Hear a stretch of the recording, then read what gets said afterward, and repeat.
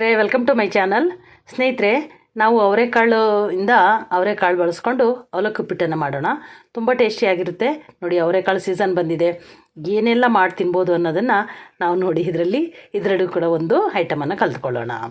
ಸ್ನೇಹಿತರೆ, ನಾನು ಅವರೆಕಾಳನ್ನು ಚೆನ್ನಾಗಿ ಸ್ವಲ್ಪ ಉಪ್ಪು ಹಾಕಿ ಬೇಯಿಸ್ಕೊಂಡು, ಉಪ್ಪು ಮತ್ತು ಅರಿಶಿನ ಪುಡಿ ಹಾಕಿ ಇದನ್ನು ಬೇಯಿಸಿ ಇಟ್ಕೊಂಡಿದ್ದೀನಿ. ಹಾಗೆ ಇದಕ್ಕೆ ಈರುಳ್ಳಿ, ಹಸಿಮೆಣಸಿಕಾಯಿ, ಸಾಂಬಾರು ಸೊಪ್ಪು, ಟೊಮೆಟೊ, ಶುಂಠಿ ಬೆಳ್ಳುಳ್ಳಿ ಪೇಸ್ಟು ತಗೊಂಡಿದ್ದೀನಿ. ಬನ್ನಿ ಸ್ನೇಹಿತರೆ, ಮಾಡೋಣ. ಅವಲಕ್ಕಿನ ನಾನು ತುಂಬ ಚೆನ್ನಾಗಿ 2 ಸತಿ ತೊಳೆದು ಅದನ್ನು ಸ್ವಲ್ಪ ನೀರಲ್ಲಿ ನೆನೆಹಾಕಿ ಇಟ್ಕೊಂಡಿದ್ದೀನಿ. ಸ್ವಲ್ಪ ನೋಡಿ, ಈ ಥರ ಉದ್ರುದ್ರಾಗಿ ಅವಲಕ್ಕಿ ಬರಬೇಕು.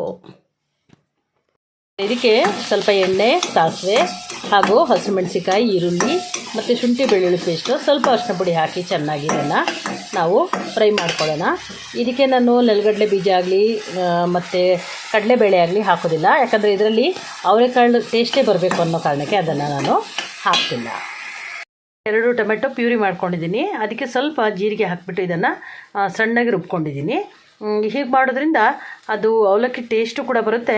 ಹಾಗೆ ಇದರಲ್ಲಿ ಇರುವ ಟೊಮೆಟೊ ಸಿಪ್ಪೆಗಳು ಅವೆಲ್ಲ ನಮಗೆ ತಿನ್ನಲಿಕ್ಕೆ ಸಿಗೋದಿಲ್ಲ ಮತ್ತು ಬೇಗ ಕೂಡ ಆಗುತ್ತೆ. ಸ್ನೇಹಿತರೆ, ಅದಕ್ಕೆ ಬೇಯಿಸಿರೋ ಅವರೆಕಾಳು ಹಾಕಿ ಟೊಮೆಟೊ ಗ್ರೇವಿ ಜೊತೆಯಲ್ಲಿ ಚೆನ್ನಾಗಿ ಬೇಯಿಸ್ಕೊಳ್ಳೋಣ.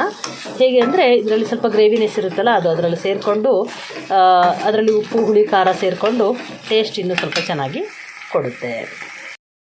ಸ್ನೇಹಿತರೆ, ನೋಡಿ, ತಯಾರಾಗಿದೆ ಅವರೆಕಾಳು ಅವಲಕ್ಕಿ ಉಪ್ಪಿಟ್ಟು. ಮೇಲೆ ಸ್ವಲ್ಪ ಸಾಂಬಾರು ಸೊಪ್ಪು ಹಾಕಿದರೆ ಆಯಿತು. ಬೇಕಾದರೆ ನೀವು ಮೇಲ್ಗಡೆ ಕಾಯಿ ತುರಿ ಕೂಡ ಹಾಕ್ಕೊಳ್ಬೋದು. ನಾನಿವತ್ತು ಹಾಕಿಲ್ಲ, ಬಟ್ ಹಾಕ್ಕೊಂಡ್ರೂ ಕೂಡ ತುಂಬ ಟೇಸ್ಟಾಗಿ ಬರುತ್ತೆ. ತಯಾರಾಗಿದೆ ಅವರೆಕಾಳಿನ ಅವಲಕ್ಕಿ ಉಪ್ಪಿಟ್ಟು. ತುಂಬ ಟೇಸ್ಟಿಯಾಗಿದೆ, ಹಾಗೆ ಘಮ ಘಮ ಅಂತಿದೆ. ತುಂಬ ಈಸಿಯಾಗಿ ಮಾಡ್ಕೊಳ್ಬೋದು. ಈಗ ನಾವು ಸ್ವಲ್ಪ ಟೇಸ್ಟ್ ಮಾಡಿ ನೋಡೋಣ. ತುಂಬ ಚೆನ್ನಾಗಿದೆ.